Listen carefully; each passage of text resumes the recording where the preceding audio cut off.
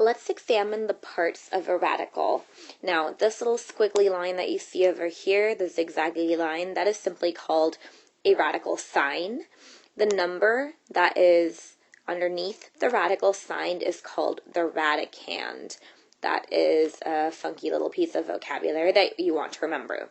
This number over here, or value over there, is called the radicand. And then the root, the power of the root that is being taken, is called the index. Sometimes that root won't be visible. Sometimes it'll just be an understood root, in which case you know that it is referring to a square root, or a root of the power of 2.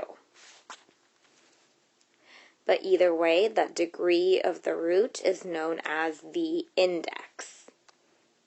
All right, let's take a look over here at some examples, and we'll identify the indexes of these radicals in this orange color, and we will identify the radicands in the blue color. So in our cube root of 2, our first example, the index is the 3.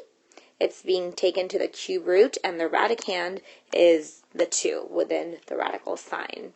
10th root of 5. Our index is the 10, and our radicand is the 5.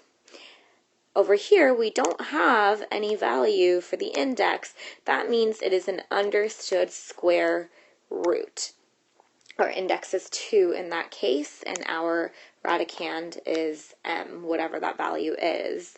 In our next example, the m root of x is the radicand, and m is the index.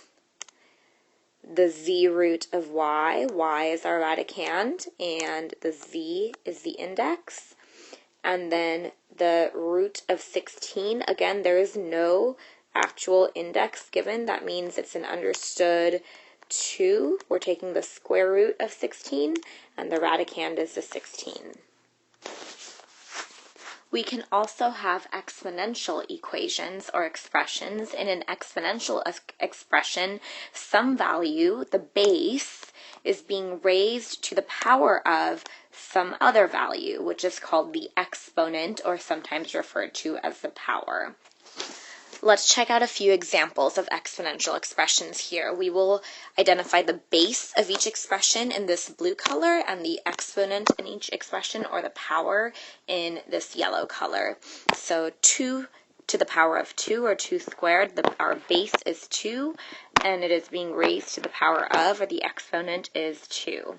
X to the power of y, x is our base, y is our exponent. M to the power of 0.2, m is our base, and 0.2 is our exponent. And 4 to the power of 2/3, 4 is our base, and 2/3 is our exponent. So we have exponential expressions, and we also have radical expressions.